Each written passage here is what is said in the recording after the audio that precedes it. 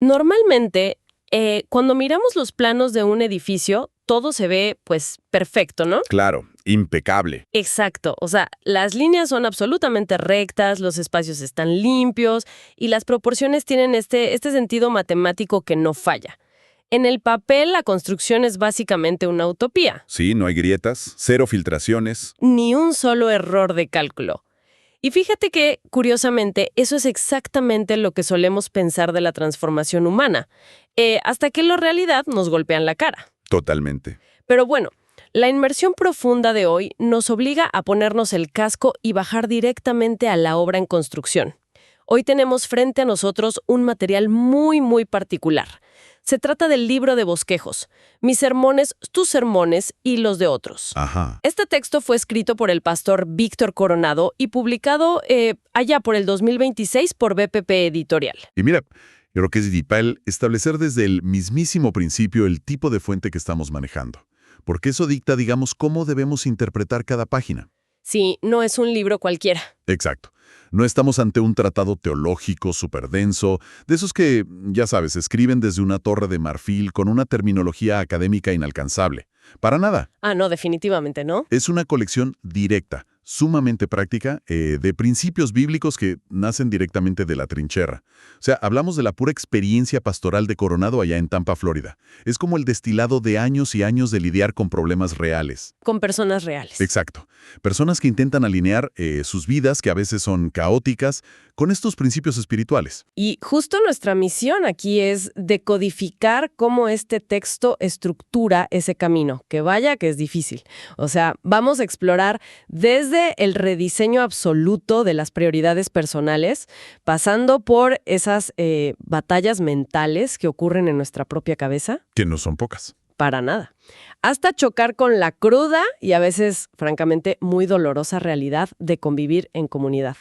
Ok, vamos a desempacar esto, porque el autor no pierde el tiempo con introducciones suavecitas, ¿eh? No, entra directo. Sí, en las primeras páginas traza un contraste que yo diría que es brutal entre lo que somos por defecto y lo que él llama la nueva vida en Cristo. Pero, o sea, no lo pinta como una simple mejora de hábitos de, ay, voy a ser mejor persona, ¿verdad? No.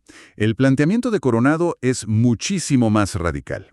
Fíjate que, basándose en la carta a los Efesios, él describe el estado inicial del ser humano no como alguien que simplemente necesita unos buenos consejos o un empujoncito, Ajá. sino como alguien que está, y cito sus propias palabras, muerto en delitos y pecados. Wow, muerto. Eso es una palabra fuerte. Fortísima. Porque estar espiritualmente muerto significa ser completamente insensible a la realidad de Dios. O sea, es una incapacidad total para responder a lo divino por puro esfuerzo propio. Claro. Entonces, la transformación no es un proyecto de superación personal de fin de semana. Ocurre cuando el creyente es, digamos, iluminado desde afuera y recibe vida. Y esto exige despojarse de lo que el autor llama el viejo hombre. Que solo para dar un poco de contexto a quienes nos escuchan, cuando él habla del viejo hombre, se refiere a esa naturaleza humana innata, ¿no? Esa que está programada por defecto para el egoísmo, para la autopreservación a cualquier costo. Los deseos engañosos. Exacto. Es como intentar actualizar el sistema operativo de una computadora, pero de repente darte cuenta de que primero tienes que cambiar todo el hardware porque ya está corrupto de fábrica. Sí, es un cambio de identidad fundamental, no solo un parche. Definitivamente. Y bueno, ese cambio de identidad requiere obligatoriamente cambiar de objetivos. O sea, si redefines quién eres, pues tienes que redefinir hacia dónde vas. Lógico. Por eso Coronado no empieza su libro hablando de, no sé, cómo ser el empleado del mes o cómo llevarte bien con los suegros. Él empieza redefiniendo la meta máxima. Hay una sección muy, muy reveladora que titula La clave de cómo hacerse rico. Ah, sí, esa parte es clave. Basado en el libro de Job, en el capítulo 22, el autor plantea que la riqueza verdadera tiene cimientos que pues no se cotizan en la bolsa de valores. Habla de la amistad con Dios, la obediencia y la madurez espiritual. Y advierte de una manera muy contundente sobre las riquezas terrenales. Él cita a Timoteo y dice que no se debe poner la esperanza en riquezas que son inciertas. Sí, totalmente. Y aquí la analogía financiera es inevitable, ¿no crees? Ujú. Es como si el autor nos estuviera pidiendo que dejemos de invertir todo nuestro capital existencial en una moneda que sabemos con absoluta certeza que se va a devaluar constantemente. Claro, porque todos los días vemos cómo los bienes materiales fluctúan o se pierden en una crisis económica. O peor aún, que una vez que se obtienen, uno se da cuenta de que no llenan el vacío que prometían llenar. Uy, sí, esa es la peor parte.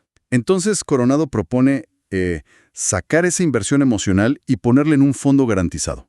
Un fondo que sea a prueba de crisis existenciales. Me encanta eso del fondo garantizado. Y mira, lo fascinante aquí es cómo Coronado despoja el concepto de éxito de toda esa abrumadora complejidad moderna.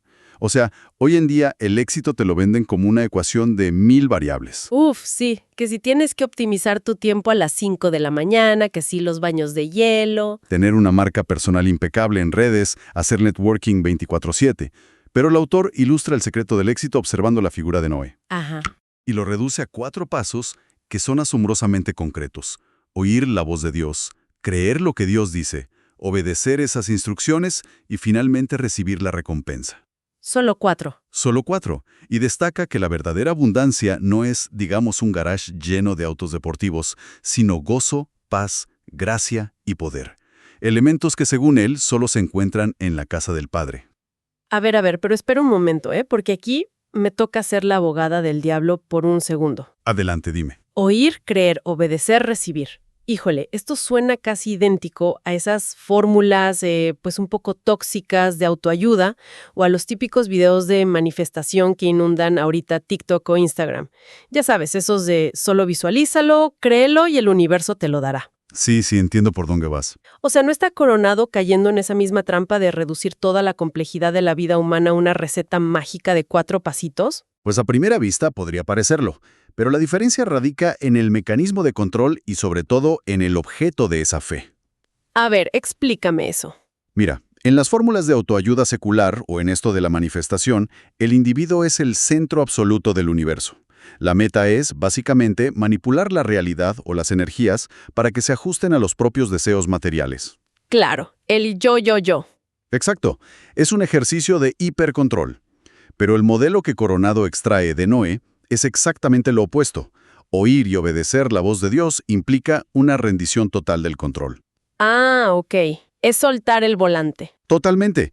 Pensemos en Noé. Construyó un arca gigante durante décadas, enfrentando la burla de todo el mundo y sin ver una sola gota de lluvia. Y lo hizo simplemente porque creyó en una instrucción divina que desafiaba absolutamente toda la lógica humana. O sea, no estaba manifestando un yate de lujo. Para nada. Estaba rindiendo su vida a un propósito superior que probablemente ni siquiera entendía por completo. Es obediencia sacrificial, no un atajito místico para conseguir cosas. Wow, esa distinción la verdad es que lo cambia todo. No es usa a Dios para conseguir tus metas, sino rinde tus metas para alinearte con Dios. Exactamente. Ahora, si el éxito espiritual se basa en algo tan conceptualmente claro como rendir el control y obedecer, la pregunta obvia que surge es ¿por qué resulta tan endiabladamente difícil mantener esto en la vida real? Buena pregunta. O sea, si la fórmula ya está ahí, dada y clarita, ¿qué es lo que nos sabotea todo el tiempo? Pues resulta que el sabotaje no viene necesariamente de circunstancias externas, de que el mundo esté en contra de uno. Coronado nos lleva a entender que hay un campo de batalla hiperespecífico donde se pierde o se gana esta guerra todos los santos días. ¿Y cuál es? Y no es un concepto así superetéreo, es la mente y es la boca. En la sección que él titula Mi boca, el autor expone un principio psicológico y espiritual que es implacable. De la abundancia del corazón, habla la boca. Uf, fuerte. Sí, y cita ese proverbio que advierte que quien mucho abre su boca tendrá calamidades. O sea, básicamente nos está diciendo que nuestras palabras no son simples ondas sonoras que flotan en el aire, sino que son el termómetro exacto de nuestra condición interna. Así es. Pero fíjate, que no se detiene en una simple lección de moralidad tipo de, hay que hablar menos y escuchar más. Conecta esto casi inmediatamente con una sección que, te lo juro, tiene un título que parece sacado de una película de terror. Sí, pensamientos espantosos del demonio. Ese mero. El texto describe al enemigo espiritual basándose en la narrativa del Jardín del Edén con Eva o en esa historia de Ananías y Zafira, y lo describe como el padre de mentira. Pero el término clínico que utiliza Coronado para definirlo a mí me voló la cabeza. Lo llama mitómano. Exacto, o sea, mitómano. Y es que un mitómano no es alguien que miente estratégicamente de vez en cuando, tipo, digo una mentira piadosa para salir de un apuro. No. Es alguien que tiene el hábito compulsivo y patológico de mentir todo el tiempo para crear una realidad paralela. Una realidad falsa. Totalmente falsa. Y el autor sugiere que el adversario opera de esta mismísima manera, bombardeando la mente con falsedades continuas sobre la identidad del creyente, sobre el carácter de Dios y sobre cómo va a ser el futuro. Y aquí es donde se pone realmente interesante, ¿eh? Porque si el enemigo es escrito ya clínicamente como un mitómano, entonces la batalla mental de cualquier persona no es, digamos, un choque de espadas épico en las nubes con ángeles y demonios. No, es mucho más terrenal. Es básicamente una misión diaria de fact-checking. O sea, es pura verificación de datos. Exacto, como los periodistas. Tal cual. Porque tenemos estas noticias falsas, estas fake news emocionales que están surgiendo constantemente en nuestra propia cabeza. Pensamientos como, no eres suficiente, tu futuro está arruinado, Dios ya te abandonó. Sí, mentiras diseñadas a la medida. Y nuestro trabajo es auditar esa información. Pero, a ver, imagina que de repente entra un pensamiento de pánico absoluto, no sé, un martes cualquiera por la tarde. ¿Cómo funciona ese algoritmo de verificación en la práctica, según lo que plantea el libro? Pues mira, la auditoría requiere un estándar de verdad inamovible para poder comparar la información que te llega. En la sección Pasos para alcanzar una fe sólida, Coronado no ofrece el típico consejo moderno de simplemente piensa positivo. O el clásico bloquea los malos pensamientos y ya. Exacto, porque la mente aborrece el vacío. Si sacas un pensamiento, tienes que meter otro. El antídoto que propone es confesar y meditar en la palabra de Dios. Utiliza de hecho Proverbios 18:21, recordando que la muerte y la vida están en el poder de la lengua.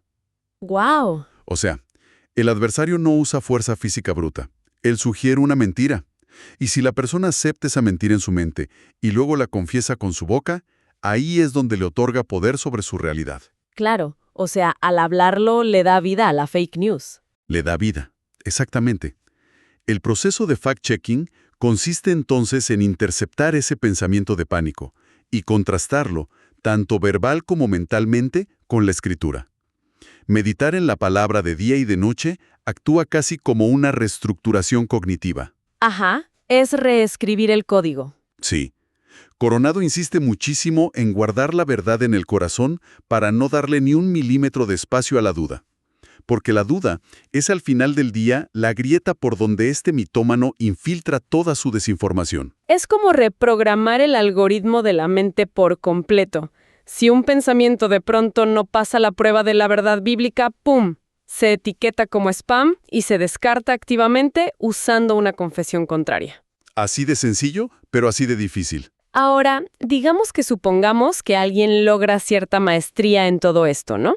Logra filtrar sus pensamientos, controla sus palabras, empieza a experimentar un poco de esta paz interna. Ajá. Pues inevitablemente se va a topar con el siguiente nivel del desafío, que es honestamente exponencialmente más caótico. La gente. Exacto, convivir con otros seres humanos que supuestamente también están intentando hacer lo mismo. Y fíjate que el libro aborda la vida en comunidad con una crudeza que la verdad asusta un poco. O sea, no pinta una iglesia utópica y perfecta. No, Coronado dedica un espacio súper revelador a las fracturas externas en la sección que se llama Lo que afecta a la iglesia, las divisiones. Y mira, no esquiva el bulto para nada. No se guarda nada. Enumera problemas gravísimos. Habla de divisiones de pensamiento donde la gente está claudicando entre dos opiniones, fracturas matrimoniales muy severas e incluso conflictos generacionales, citando cómo se levantan padres contra hijos. Y hasta destapa un tema que suele ser súper tabú, ¿no? Las divisiones entre los propios ministros y líderes religiosos, que a veces están disputando pues quién es el mayor o quién tiene más autoridad en la congregación. Es que el ego humano no discrimina. Totalmente. De hecho, hay una subsección específica que él titula Actitudes que afectan a los adoradores, músicos y cantantes. Y te digo, el nivel de crítica ahí es letal. Habla de personas que adoran, pero sin haber experimentado una conversión real. Sí, que lo ven casi como un show. Exacto, que ven la religión como una plataforma de negocios, o que literal están buscando fama y los aplausos de la congregación. Y hasta menciona personas que participan con embriaguez. Uy, sí, esa parte es dura. Súper dura. Hace una referencia bíblica muy fuerte al fuego extraño que fue ofrecido por Nadab y Abiú. Y para quienes tal vez no conocen esta historia que está en Levítico, Nadab y Abiú eran hijos del sacerdote Aarón y decidieron ofrecer incienso a Dios, pero de una manera no autorizada. Tratando lo sagrado como si fuera cualquier cosa. Exacto, tratándolo como algo mundano o trivial, posiblemente buscando su propia gloria o incluso, como sugiere el texto, bajo la influencia del alcohol.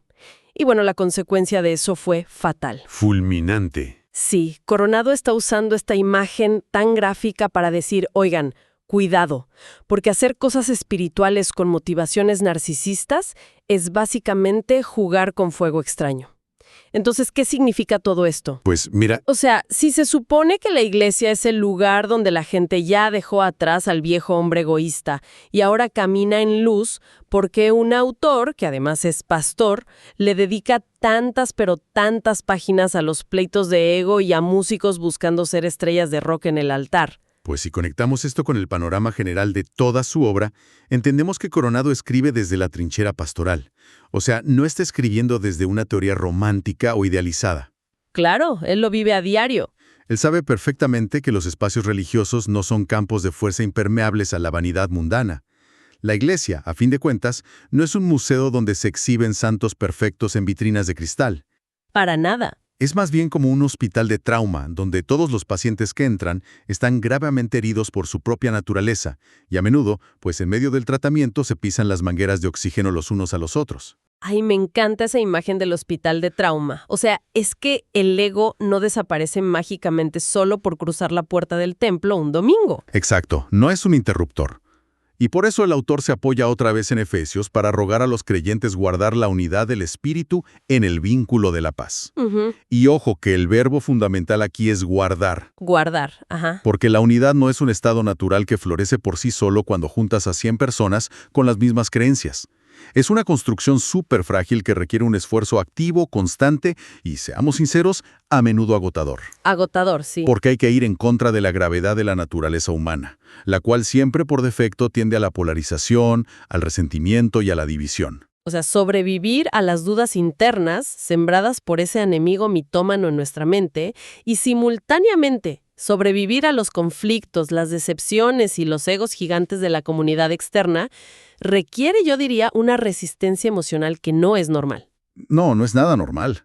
Y esto justo nos empuja a la última fase del análisis de este libro, las herramientas definitivas para soportar todo este proceso sin tirar la toalla a la mitad del camino. Y fíjate que la herramienta principal que Coronado destaca puede sonar un poco contraintuitiva. A ver, ¿cuál es? En la sección Cuando la paciencia alcanza su máximo desarrollo, que está basada en la Carta de Santiago en el Nuevo Testamento, él pide tener sumo gozo cuando nos hallamos en diversas pruebas. Ok, a primera vista eso suena casi a masoquismo. O sea, ¿por qué alguien debería alegrarse de estar en medio del caos comunitario o de una batalla mental horrible? Porque el autor explica que la prueba de la fe produce paciencia, y es esa paciencia, precisamente al terminar su obra, la que termina forjando un carácter firme, maduro y completo en la persona. Claro, volvemos a la idea de que esto no es magia de un día para otro, es un proceso. Y fíjate que aquí una analogía deportiva de entrenamiento de resistencia me parece que encaja perfecto para explicar este mecanismo. A ver, ¿cómo sería eso? O sea, la paciencia y la fe funcionan exactamente igual que la hipertrofia muscular en el gimnasio. Ajá. Un músculo no crece en el vacío, ni se va a fortalecer si uno se la pasa sentado en el sofá viendo la tele. Tienes que someterlo a estrés, levantar un peso que te cueste, hasta crear micro roturas en las fibras del músculo, para que luego al sanar el músculo sea más grande y más fuerte. Exacto. Que te sacan de quicio, los problemas económicos, los pensamientos oscuros que tienes que rechazar diariamente, todo eso, al final del día, es el peso. Es el gimnasio del espíritu. Exacto, son las pesas del espíritu. Si le quitas la resistencia al proceso, si le pides a Dios que te quite todos los problemas, el músculo de la paciencia simplemente se atrofia y no creces. Qué buena analogía. Y fíjate que el autor contrasta directamente esa paciencia ejercitada con lo que él llama los efectos de la incredulidad. Ok. Porque la incredulidad en este contexto no es solo, tengo unas dudas intelectuales o teológicas. Es una cobardía activa que sabotea todo el proceso de crecimiento. Wow, una cobardía activa. Sí, Coronado detalla cómo la incredulidad debilita la fe, trae una inestabilidad constante, y recordando los evangelios señala algo muy fuerte. Fue precisamente la incredulidad colectiva la que detuvo los milagros en la propia época de Jesús. Ah, claro, cuando no pudo hacer milagros en su propia tierra. Exactamente. Él compara al que duda con las olas del mar, que son arrastradas violentamente de un lado a otro por cualquier vientecito. Y frente a toda esa inestabilidad caótica, el que desarrolla paciencia alcanza el objetivo final de este bosquejo, que es la paz. Ah, la famosa paz que sobrepasa todo entendimiento. Y creo que Coronado es muy cuidadoso en explicar de dónde proviene realmente esa paz. Él dice que nace de la justificación y de la confianza total en Dios. Así es. Y a ver, hagamos un paréntesis súper breve aquí. En términos teológicos, la justificación no es dar excusas por nuestros errores, como solemos usar la palabra, no. Es un término legal. Es ir a la corte. Exacto. Es como si estuvieras en la corte con una deuda que es impagable de millones y de repente el juez golpea el mazo declarando que la deuda ha sido completamente saldada por alguien más y tu expediente queda limpio en ceros. Y entender esa posición legal ante el Creador es lo que, según el autor, detona una paz verdaderamente real. Y esto plantea una pregunta importante sobre cómo definimos nuestra propia tranquilidad hoy en día. O sea, ¿la paz es la ausencia total de tormentas y problemas? ¿O es la confianza inquebrantable en medio del huracán? Yo creo que es lo segundo, ¿no? Totalmente. Basándose en Romanos capítulo 8, Coronado argumenta que esta paz es el resultado lógico de una certeza profunda.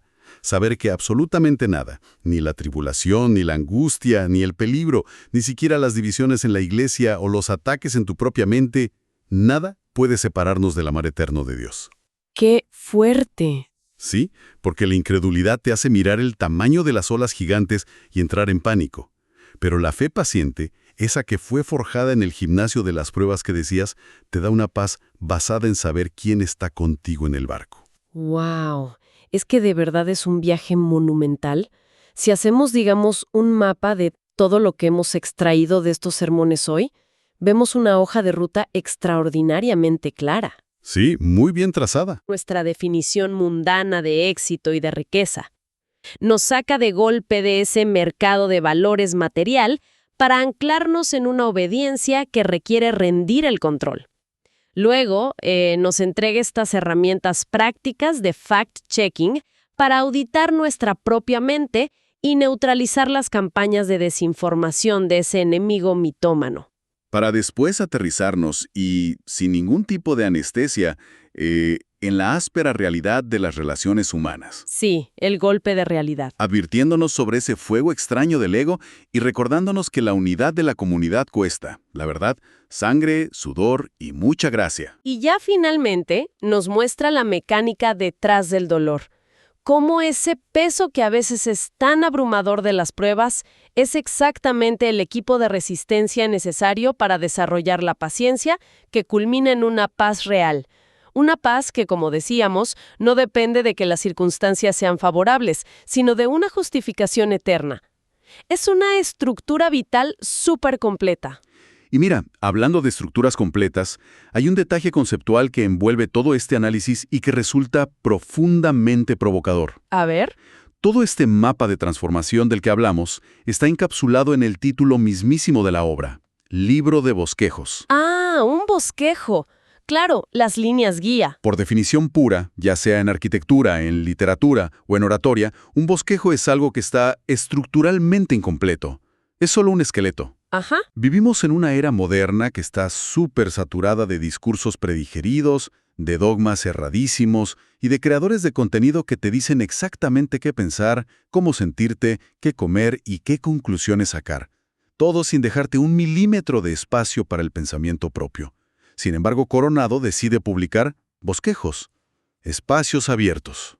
Me dejas pensando porque esa es la pieza que nos faltaba para entender todo el concepto del libro. Y de hecho, volvemos a la idea de los planos del edificio con los que empezamos esta charla.